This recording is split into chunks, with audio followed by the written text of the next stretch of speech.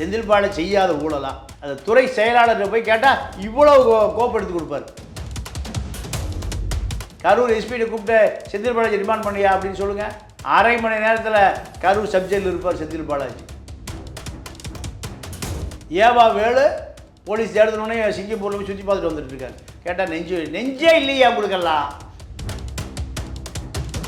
சேகர் பாபுக்கு எப்படி கோயில் சொத்தை பூரா கொள்ளையடிச்சு கொடுத்தாரோ அதே ஸ்டைலில் இப்போ யார் ஸ்ரீதர் இந்து அறநிலைத்துறை ஆணையாளர் விஷ்ணு ரெட்டியும் டீலிங்கில் கொள்ள போகுது. சேகர் பாபு அடித்த கொள்ளை இதுவரைக்கும் நீங்கள் திரும்பியே பார்க்கலிங்கும் போது நீங்கள் ஆரம்பிச்சிட்டிங்கன்னு அர்த்தம். திமுக 10,000 கோடி ரூபாய் செலவு பண்ணிச்சு, அதிமுக 10,000 கோடி செலவு பண்ணிச்சு. இந்த 10,000 கோடி தான் தேர்தலை தவிர அவர்கள் விஜய் ஒரு பொருட்டாகவே எடுக்கலை. மக்கள் என்ன பண்ணா, இந்த 10,000 கோடி வாங்கி சோப்பில் வச்சுக்கிட்டு யார் ஓட்டு போட்டான்? தாவேக்க ஓட்டு போட்டான். திமுக செய்த ஊழலை நடவடிக்கை எடுக்க வேண்டிய தாவேக்க அரசு திமுகவோடு கொஞ்சி கொளாவுது. ஹாலிடேஸ்னாலே அது நம்ம ஜிடி ஹாலிடேஸ் தான். You know you are special when you're with GT Holidays. நிறைவான தருணங்கள் NAC ஜுவல்லர்ஸுடன். சிட்டி ஃபாக்ஸ் நேயர்களுக்கு வணக்கம். இன்னைக்கு நம்மளோட சிறப்பு விருந்தினரா தமிழா பாண்டியன் அவர்கள் நம்ம கூட இணைஞ்சிருக்காங்க. வணக்கம் சார். வணக்கம். இன்னைக்கு பாத்தீங்கன்னா தாவேகா தலைவர் மற்றும் தமிழக முதல்வர் விஜய் அவர்கள் வந்துட்டு பெரம்பூர்ல அவரோட ஆபீஸ் வந்து ஓபன் பண்றதா இருக்காங்க. இனி அவங்களோட நிலைப்பாடு, அதாவது பெரம்பூர்ல எந்த அளவுக்கு அவங்களோட பிரசன்ஸ் இருக்கும் அப்படின்னு நினைக்கிறீங்க சார்? ஸ்டாலின் குளத்தூரில் அலுவலகம் திறந்ததை போல தான் அவரும் பெரம்பூரில் அலுவலகம் திறக்கிறார். முதலமைச்சராக இருந்து அலுவலகம் திறந்து குளத்தூர் தொகுதியை தக்க வைக்க முடியவில்லை. இதுதான் விஜய்க்கு ஒரு உதாரணம். இதே நிலைமை உங்களுக்கும் வருவதற்கு ரொம்ப வெகு நாளாக தொடர்ந்து தாவேகா மீது கடுமையான புகார் வர துவங்கி இருக்கு. இதை கட்டுப்படுத்தவில்லை என்றால் குளத்தூரில் ஸ்டாலினுக்கு என்ன நிலை ஏற்பட்டதோ, என்ன கதி ஏற்பட்டதோ, அதே நிலை விஜய்க்கு வருவதற்கு ரொம்ப நாளாகுது. உதாரணத்திற்கு பழனியில் 100 கோடி ரூபாய் ஊழல். கோயில் நிலம் தனியாருக்கு 2 கோடி ரூபாய்க்கு விற்கப்பட்டதில் என்ன ரகசியம் இருக்குது? இது தமிழ்நாடு முழுக்க தொலைக்காட்சிகள் செய்தித்தாள்களையும் பெரிய செய்தியாக ஓடிட்டு இருக்கு 2 நாளாக. 2 கோடி ரூபாய்க்கு அரசுக்கு தெரியாமல், பத்திரப்பதிவு துறைக்கு தெரியாமல், இந்து அறநிலையத்துறைக்கு தெரியாமல், 2 துறைகளுக்கும் தெரியாமல் ஒரு 100 கோடி ரூபாய் இடம் ஒரு தனியார் ஒருவர் கோயிலுக்கு கொடுக்குறாரு. அந்த இடம் மீண்டும் தனியாருக்கே பத்திரப்பதிவு செய்யப்பட்டு இருக்கிறது 2 கோடி ரூபாய்க்கு. அப்போ 98 கோடி ரூபா நடுவில் ஊழல் எங்கே போச்சு? இப்போ அமைச்சர்களை பொறுத்தவரை மாதம் 50 லட்ச ரூபா வாங்கிங்க, யாரும் எந்த ஊழலும் பண்ணிடாதீங்க. எம்எல்ஏக்கள் மாதம் 10 லட்ச ரூபா வாங்கிங்க, எந்த ஊழலும் பண்ணிடாதீங்க. இந்த 50 லட்ச ரூபா யார் கொடுக்குறா, எங்கேருந்து வருது, எப்படி கொடுக்குறாரு? சட்டமன்ற உறுப்பினர்கள் 108 பேருக்கு மாதம் 10 லட்ச ரூபாய்னா 100 கோடி எங்கேருந்து வருது? பார்ட்டி ஃபண்ட் எங்கேருந்து வருது? இதெல்லாம் நீங்கள் அமைச்சர் சொல்கிறாருல்ல, ஸ்டாலின் வாயை திறந்தால் தாவேக்கு ஆட்சி போயிடாதுன்னு. முன்னாள் ஊழல் இந்நாள் ஊழலை அம்பலப்படுத்தினா ஆட்சி போயிடும்.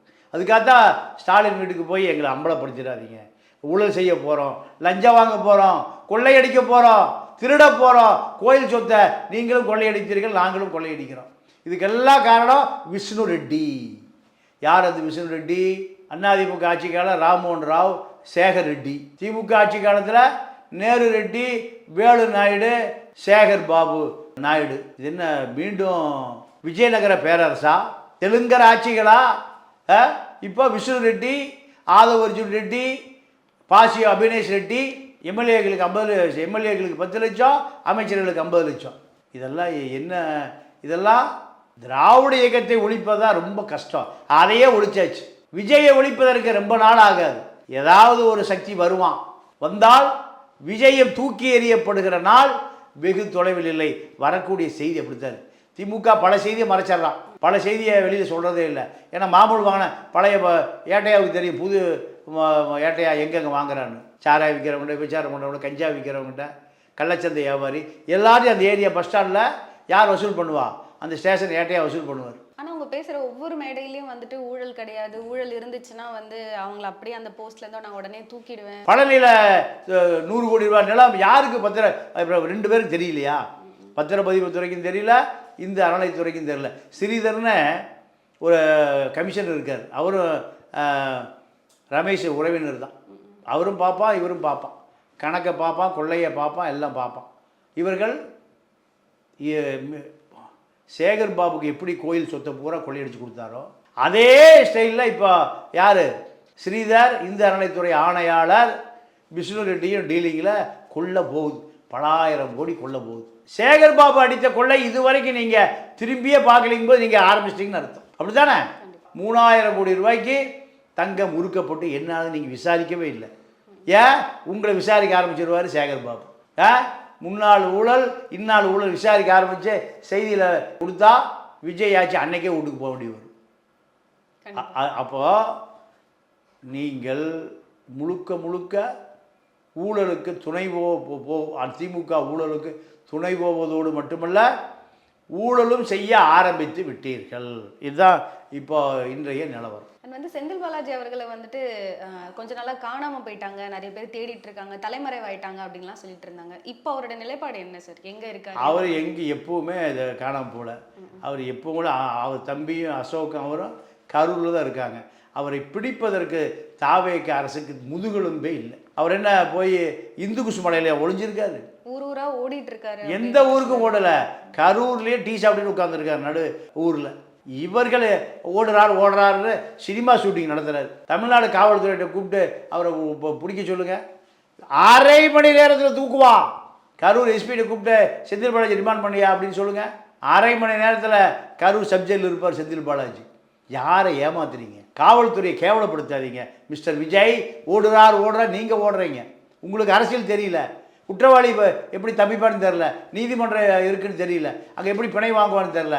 இதெல்லாம் திமுக 75 ஆண்டு காலம் கொப்பாவுக்கே தண்ணி காமிச்சவனுங்க. யாருக்கு?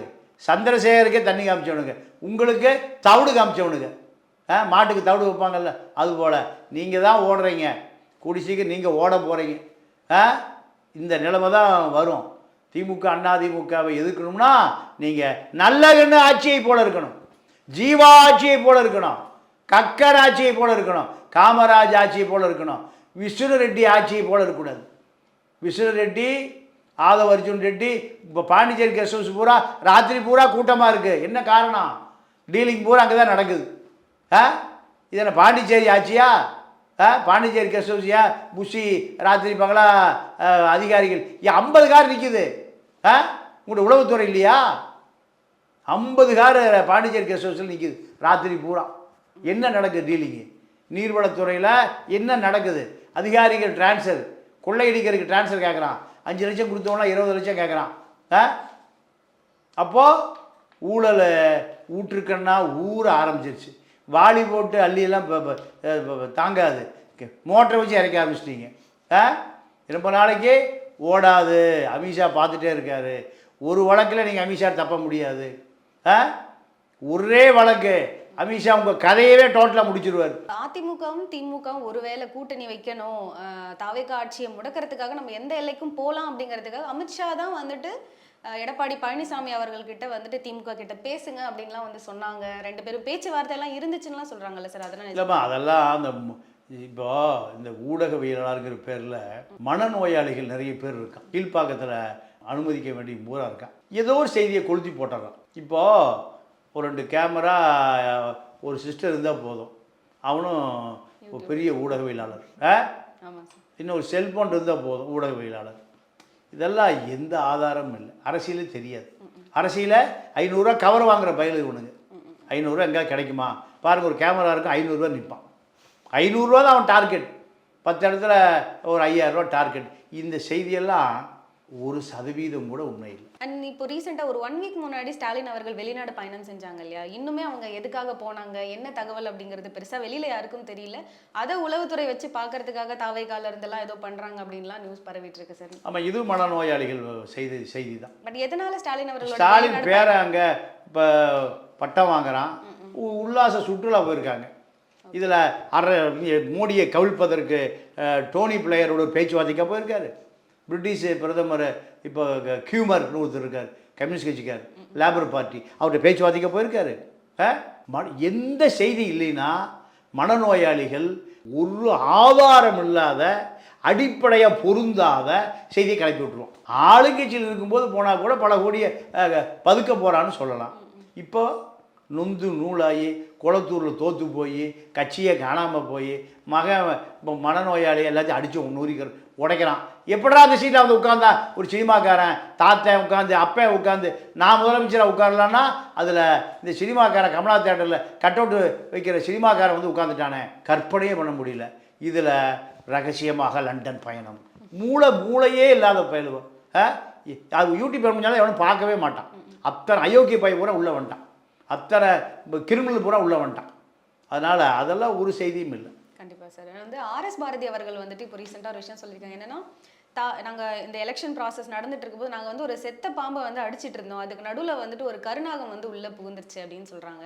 அதில் செத்த பாம்பு யார், கருநாகம் யாரை சொல்ல வராங்கன்னு நினைக்கிறீங்க? செத்த பாம்பு அதிமுக, கருநாகம் தாவேக்கா. இல்லை, அவர் என்ன சொல்கிறாரு, அதிமுக அழிஞ்சு போச்சு, அடுத்து திமுக தான் வரும், திமுக மீண்டும் 5 ஆண்டு காலம் ஆட்சிக்கு வரும். அவர்கள் வந்து தாவேக்கா ஒரு பொருட்டாகவே எடுக்கலை. என்ன காரணம்னா திமுக 10,000 கோடி ரூபாய் செலவு பண்ணிச்சு, அதிமுக 10,000 கோடி செலவு பண்ணிச்சு. இந்த 10,000 கோடி தான் தேர்தலை தவிர அவர்கள் விஜய் ஒரு பொருட்டாகவே எடுக்கலை. மக்கள் என்ன பண்ணா, இந்த 10,000 கோடி வாங்கி சோப்பில் வச்சுக்கிட்டு யாருக்கு ஓட்டு போட்டான், தாவேக்கா ஓட்டு போட்டான். தாவேக்கா கருணாகம் கூட சொல்ல முடியாது. அவர்கள் மண் இது தண்ணி பாம்பு, தண்ணி பாம்பு யாரையும் கடிக்க, தண்ணி பாம்பு தண்ணியில் தான் ஓடும். இது கருணாகம் அல்ல. அவருக்கு பாம்பை பற்றியே தெரியல. ஆர்எஸ் பாரதிக்கு பாம்பை இருக்கிறதுலேயே ராஜநாகம் தான் கருணாகம். அது கடிச்சுன்னா மரணத்தை தவிர வேற ஒன்றும் இல்லை. இது பாவம் புள்ள பூச்சி, தாவேக்கா புள்ள பூச்சி. சட்டசபையே பார்க்காதவர்கள் பூரா சட்டசபை உறுப்பினர்கள், தலைமைச் செயலகம் எந்த கடல் இருக்குன்னு தெரியாதவர்கள் பூரா மந்திரி. இதா கருணாகம். கருணாகத்தை அவங்க கேள்விப்பட்டதே இல்லை. இதுதான் திமுக காரனுடைய அரசியல். இப்போ பிரின்சிபல் செக்ரட்டரி, முதன்மை செயலாளர் ஐஏஎஸ், ஒரு அமைச்சர் கேட்டாராம், நீங்கள் எந்த காலேஜில் பிரின்சிபலாக இருந்தீங்கன்னு. அவர் சொன்னாரா, நான் பிரின்சிபல் இல்லைப்பா, அதாவது பிரின்சிபல்னால் முதன்மை செயலாளர். அவர் பிரின்சிபலுக்கும் முதன்மை செயலாளர், அவர் தலைமைச் செயலாளருக்கு இணையானவர். பிரின்சிபல் செக்ரட்டரி, இது பிரின்ஸ்பால், இது வந்து பேராசிரியர், அது முதன்மை. இங்கிலீஷில் ஒரு எழுத்தில் அர்த்தமே மாறும். இந்த அமைச்சர் கேட்டாராம், அந்த தலைமைச் செயலர் சொன்னாராம், அட பாவி, நான் காலேஜில் படித்ததோடு சரி, திருப்பி அந்த பக்கமே போட, நான் எங்கே போய் கல்லூரியில் கிளாஸ் எடுத்தேன், நான் பிரின்சிபல் செக்ரட்டரியை தவிர பிரின்சிபால் கிடையாதுனாராம். இப்போ அப்படி தான் அமைச்சர் பூரா இருக்காங்க. அமைச்சர்களை இப்போ ஐஏஎஸ் அதிகாரிகள் வந்தெல்லாம் கோப்பில் கையெழுத்து வாங்கிறது இல்லை. யார்கிட்ட கொடுத்து அனுப்புகிறாங்க, ஓஏக்கள். அது அலுவலக உதவியாளர்கள் தான் கோப்பை கொண்டு வந்து கொடுத்தா கையெழுத்து போட்டு இதெல்லாம் கண்ட்ரோல் பண்ணுறது விஷ்ணு ரெட்டி, கட்டிங் வாங்குறது பூரா விஷ்ணு ரெட்டி. இப்படி தான் தாவேக்கா ஆட்சி ஓடுது. உண்மையாகவே இன்றைக்கி திமுக வாயை திறக்காது. ஏன் வாயை திறந்தால் பல உண்மைகள் வெளிவரும். அவர்கள் லஞ்சமான கதையெல்லாம் இப்போ இவர்கள் வாங்க ஆரம்பிச்சிட்டான். ஸ்ரீதர் கோயில் நகையை பூரா உருக்குன ஹெச்ஆர்என்சி ஆணையாளர் ஸ்ரீதர் ஐஏஎஸ் இந்த ஆட்சியில் கோயில் நகையை உருக்க ஆரம்பிச்சிட்டார். சேகர் பாபுக்கு உருக்கி கொடுத்தவர் இப்போ விஷ்ணு ரெட்டிக்கு உருக்கிட்டு இருக்கார். பாவம் ரமேஷுக்கு மாதம் 50 லட்ச ரூபா சம்பளம். திருடுறதை பாதுகாப்பதற்கு அவர் கோப்பு வந்தால் கையெழுத்து போடணும். கோப்பு வந்தால் 108 எம்எல்ஏக்களுக்கு 10 லட்ச ரூபான்னு, ஏறக்குறைய 108 2 10 லட்சம், ஏறக்குறைய 10 கோடி ரூபா சட்டமன்ற உறுப்பினர்களுக்கு, ஒரு 30 அமைச்சர்களுக்கு 50 லட்ச ரூபானா ஏறக்குறைய இவர்களுக்கு ஒரு 15 கோடி, 25 கோடி ரூபா மாதம் லஞ்ச பணம். யாருக்கு? சட்டமன்ற உறுப்பினர்களுக்கோ அமைச்சர்களை கட்டுப்படுத்தி வைப்பதற்காக கொடுக்கப்படுது. 25 கோடி ரூபா பார்ட்டி ஃபண்ட் எங்கேருந்து வருது? ஊழல் பண்ணாமல் வருமா? விஜய் அப்பா வீட்டிலேருந்து வருதா? சந்திரசேகரை கொடுத்து அனுப்புகிறாரு. அப்போது ஊழலை ஆரம்பிச்சிட்டீங்க, லஞ்சத்தை ஆரம்பிச்சிட்டீங்க, கொள்ளையை ஆரம்பிச்சிட்டீங்க, கோயில் நகையை உருக்க ஆரம்பிச்சிட்டீங்க. 98 கோடி ரூபாய்க்கு 100 கோடி ரூபாய்க்கு கோயில் சொத்தை 2 கோடிக்கு விற்றுருக்கீங்க. கோயில் காம்ப்ளெக்ஸ் ஒன்று திருச்சியில் வித்தாச்சுனாங்க. பல செய்தி வருது. திமுக செய்த ஊழலை நடவடிக்கை எடுக்க வேண்டிய தாவேக அரசு திமுகவோடு கொஞ்சி கொலாவுது. ஏன் இன்னும் கைது பண்ண முடியலையா?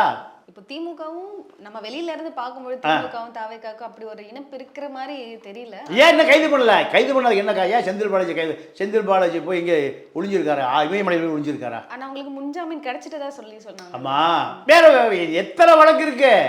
யாருக்குமா காது பூச்சுத்துறீங்க? எத்தனை வழக்கு இருக்கு? செந்தில் பாலாஜி செய்யாத ஊழலா?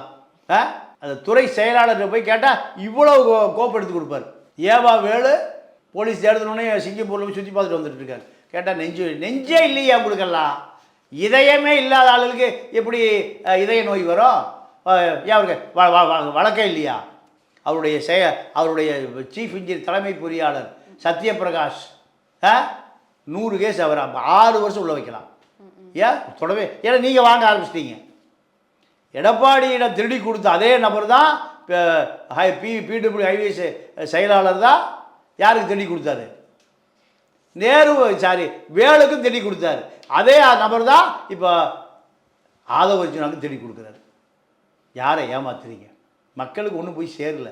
மீடியா பூரா விபச்சார மீடியாவாக இருக்குது. ஏன் பணம் கொடுக்குறானோ அவங்கள்ட்ட போய் காசு வாங்கி படுத்துக்கிறான். யாரும் உண்மையை மக்களுக்கு கொண்டு போய் சேர்ப்பதே இல்லை. இன்றைக்கி இந்த தினத்தந்தி குஷ்டரோகி ஆதித்தனார் பத்திரிகை ஆரம்பித்தானோ 75 ஆண்டுகள் இதுதான் உண்மை. எந்த செய்தியும் வர்றதில்லை. கேரளா நம்பியுதிரி தினமலர் பார்ப்பான், எந்த உண்மையும் மக்கள்கிட்ட சொல்கிறதில்லை. ராஜஸ்தான் கோயங்கா பத்திரிக்கை தினமணியும் எக்ஸ்பிரஸும் எந்த உண்மையும் சொல்கிறதில்லை. கருணாநிதியுடைய பத்திரிக்கை தினகரன் எதுவும் உண்மை சொல்கிறதில்லை. மக்களுக்கு எது போய் சேருது?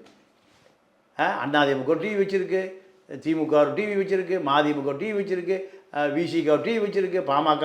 மக்களுக்கு எங்கேயா டிவி? எல்லாம் அவன் திருடுறதா மறைச்சிடும், சொல்ல மாட்டான். இதுதானே ஓடிட்டுருக்கு. பச்சைமுத்து ஒரு சேனல் வச்சுருக்காரு, ஜெயிலில் பல நாள் கிடந்தார். மனது திருட வைகுண்டராஜன் ஒரு டிவி வச்சுருக்காரு, நியூஸ் 7, பல நாள் ஜெயிலில் பல வழக்கு இருக்குது. இவர்கள் தான் இங்கே மீடியானா மக்களுக்கு எந்த செய்தி உண்மையாக மக்களுக்கு போய் சேரும்? அப்போது தாவேக்கா அடிக்கிற கொள்ளையை மக்களுக்கு இன்னும் போய் சேரல. வாய் வழியாக போய்த்தான் திமுக ஒழிஞ்சுது. வாய் வழியாக 4 பேர் கூட இடத்துல பேசித்தான் அதிமுக ஒழிஞ்சுது. இப்போ தாவேக்காவும் அதை நோக்கித்தான் நகர்கிறது. ஹாலிடேஸ்னாலே அது நம்ம GT Holidays தான். You know you are special when you're with GT Holidays. நிறைவான தருணங்கள் NAC ஜுவல்லர்ஸுடன்.